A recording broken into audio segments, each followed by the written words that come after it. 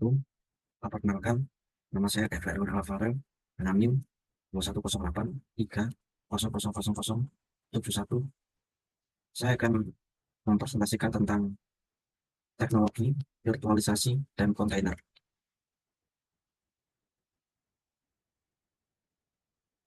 Pengertian virtualisasi.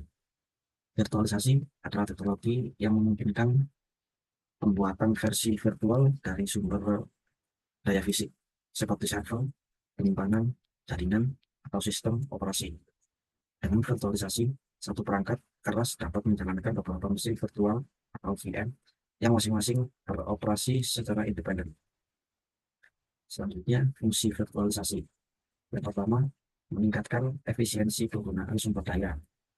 Dengan virtualisasi, satu server fisik dapat digunakan untuk menjalankan beberapa VM, sehingga mengurangi kebutuhan akan perangkat keras tambahan. Yang kedua, isolasi lingkungan. Setiap VM berjalan secara independen, sehingga kegagalan satu VM tidak mempengaruhi yang lain. Berikutnya, yang keempat, kemudahan dalam pengelolaan dan skalabilitas. Administrasi TI dapat dengan mudah menghapus dan memindahkan VM sesuai kebutuhan. Yang keempat, kebutuhan untuk berbagai sistem operasi. Satu perangkat keras dapat menjalankan beberapa sistem operasi yang berbeda dalam VM yang berbeda. Selanjutnya, cara kerja virtualisasi. Virtualisasi bekerja dengan menggunakan hypervisor, yaitu perangkat lunak yang memungkinkan beberapa sistem operasi berjalan secara bersamaan pada satu perangkat keras fisik. Berikut adalah langkah-langkah kerja virtualisasi. Yang pertama, hypervisor. Hypervisor dipasang di perangkat keras. Hypervisor bertindak sebagai lapisan antara perangkat keras dan sistem operasi virtual. Terdapat dua jenis hypervisor, yaitu tipe 1 bare metal, berjalan langsung di atas perangkat keras, contohnya VMware ESXi, kemudian Microsoft Hyper-V, dan KVM. Kemudian tipe 2 hoster, berjalan di atas sistem operasi yang sudah ada, contohnya VirtualBox dan VMware Workstation. Kemudian membuat mesin virtual atau VM. Hypervisor membagi sumber daya fisik, CPU, RAM, dan penyimpanan ke dalam VM yang berbeda. Setiap VM memiliki sistem operasi sendiri yang berjalan secara independen. Selanjutnya, menjalankan aplikasi dalam VM. Aplikasi yang berjalan di VM tidak menyadari bahwa mereka berbagi perangkat keras dengan VM lain. Jika satu VM mengalami gangguan, VM lain tetap dapat berfungsi dengan normal. Selanjutnya, penggunaan virtualisasi. Yang pertama, data center dan cloud computing digunakan oleh layanan cloud seperti AWS, Azure, dan Google Cloud untuk menyediakan server virtual. Yang kedua, eh, pengujian perangkat lunak. Pengembang dapat menjalankan berbagai sistem operasi dalam satu komputer. Yang ketiga, keamanan dan isolasi. Virtualisasi memungkinkan isolasi aplikasi dan sistem yang berbeda untuk keamanan lebih baik. Yang keempat, disaster recovery. VM dapat dengan mudah dicadangkan dan dipulihkan jika terjadi kegagalan perangkat keras. Kemudian, jenis virtualisasi yang pertama, virtualisasi server. Membagi satu server fisik menjadi beberapa mesin virtual atau VM. Masing-masing VM dapat menjalankan sistem operasi dan aplikasi sendiri. Contohnya, VMware ESXi, Microsoft Hyper, dan KVM. Yang kedua, virtualisasi jaringan. Memisahkan fungsi jaringan dari perangkat keras fisik dan menjadikannya layanan berbasis perangkat lunak. Memungkinkan pembuatan jaringan virtual yang lebih fleksibel dan aman. Contoh, Cisco, HCI, VMware, NSX, dan OpenVSwitch. Yang ketiga, virtualisasi penyimpanan. digunakan dalam sistem storage area network atau SAN dan network attack storage atau NAS, menggabungkan beberapa perangkat penyimpanan fisik menjadi satu unit penyimpanan virtual. Contoh VMware, Rising, Chat, dan OpenStack Cinder. Yang keempat, virtualisasi desktop.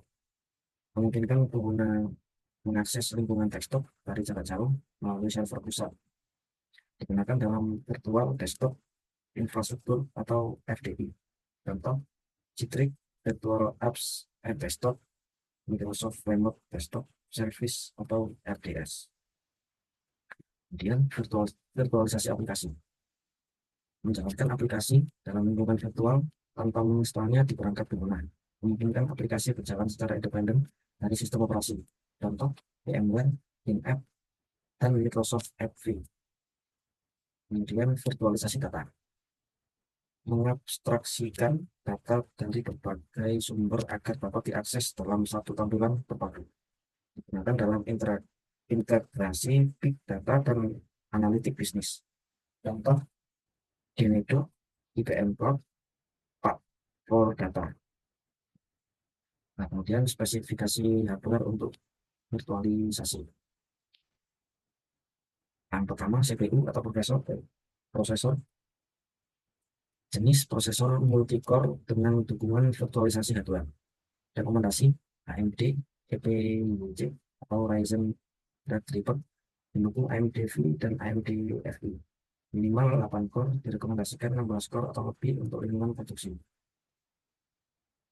Selanjutnya RAM atau memori minimal 16 GB, disarankan 64 GB atau lebih tergantung jumlah VM yang dijalankan. Tiap VM membutuhkan alokasi RAM tersendiri, jadi semakin banyak RAM semakin baik. Kemudian penyimpanan atau storage, jenis SSD NVMe lebih disarankan dibandingkan SSD karena latensi lebih rendah dan kecepatan tinggi.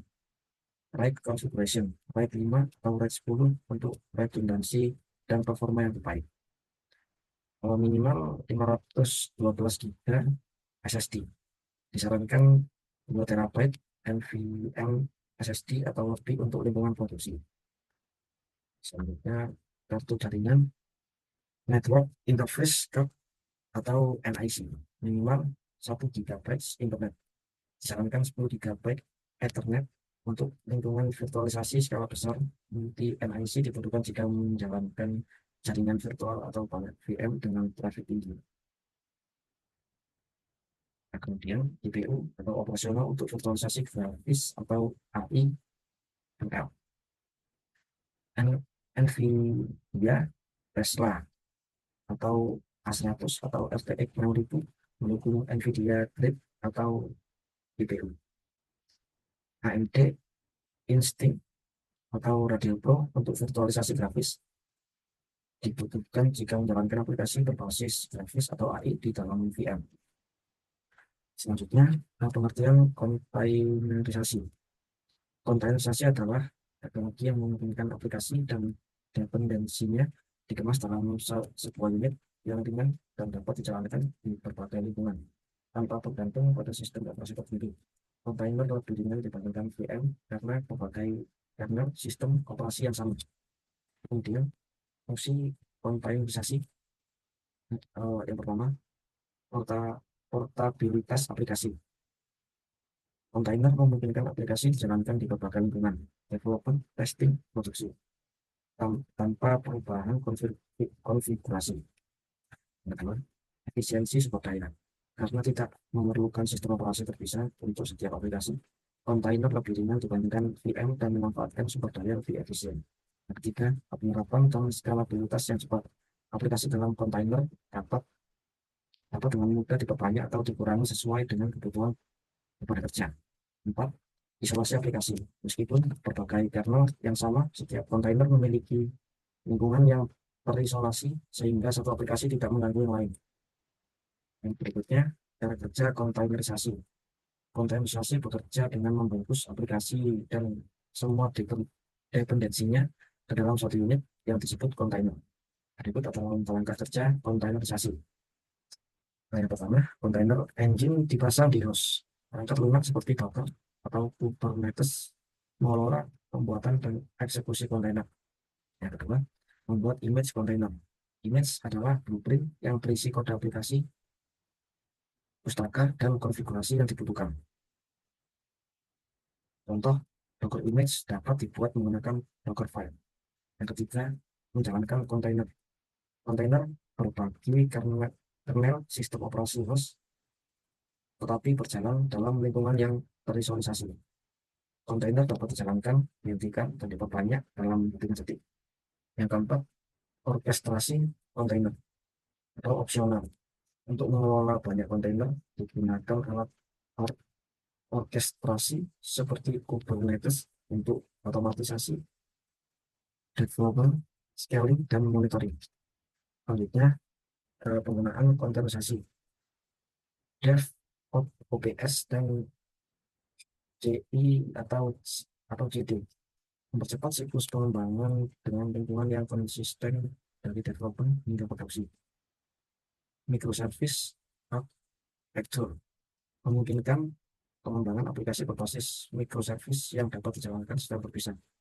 Cloud native application mendukung aplikasi modern yang dapat berjalan di berbagai platform cloud tanpa modifikasi. Skalabilitas otomatis. Dengan Kubernetes, aplikasi dapat dengan mudah diskalakan berdasarkan permintaan pengguna. Selanjutnya, jenis-jenis kontainerisasi. Yang pertama, kontainer aplikasi.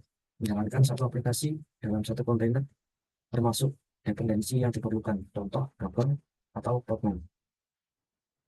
Yang kedua, kontainer sistem. Menjalankan sistem operasi lengkap dalam satu kontainer, mirip dengan VM tetapi lebih ringan, contoh LXC atau Linux Containers. Yang ketiga, kontainer orkestrasi, mengelola dan mengotomatiskan development, scaling, dan pengelolaan kontainer dalam lingkungan produksi. Contoh, Kubernetes, Docker Swarm, dan OpenShift. Selanjutnya, kontainer keamanan. Kontainer yang dirancang dengan keamanan lebih tinggi untuk isolasi lebih ketat. Contohnya, Divisor atau Google, dan data kontainer. Selanjutnya, kontainer cloud native. Digunakan dalam arsitektur cloud native untuk menjalankan aplikasi yang dapat diskalakan dan portable. Contoh, AWS, Market, Google Cloud Run, dan Azure Container Instance atau AC. Dan kemudian spesifikasi hardware untuk kontainer. Yang pertama, runtime kontainer, Docker, platform kontainer yang paling populer untuk membangun, mengelola, dan menjalankan aplikasi. Podman, alternatif Docker tanpa daemon, lebih ringan dan lebih aman. LXC, Linux Container, teknologi dasar untuk menjalankan kontainer berbasis sistem. Yang kedua, orkestrasi kontainer, Kubernetes, sistem manajemen otomatis untuk development, scaling, dan pengelolaan kontainer. Docker Swarm, orkestrasi bawaan Docker untuk mengelola banyak kontainer dalam satu cluster. OpenShift, platform berbasis Kubernetes yang dikembangkan oleh Red Hat. Yang ketiga, layanan kontainer berbasis cloud, AWS, Rocket, layanan kontainer tanpa server dari Amazon Web Service, Google Kubernetes Engine atau GKE, layanan Kubernetes terkelola dari Google Cloud. Yang ketiga, Azure Kubernetes Service atau AKS, layanan Kubernetes dari Microsoft Azure. Yang keempat, keamanan dan isolasi kontainer, Divisor, runtime kontainer dengan keamanan lebih tinggi dari Google. Kata containers, kombinasi keamanan VM dengan efisiensi kontainer. Apps, Armor, and Linux digunakan untuk meningkatkan keamanan kontainer di sistem Linux. Dan ini adalah daftar pustaka terdiri dari 2 judul, buku, dan situs website, dan 4 situs website. Terima kasih. Saya tutup presentasinya. Wassalamualaikum warahmatullahi wabarakatuh.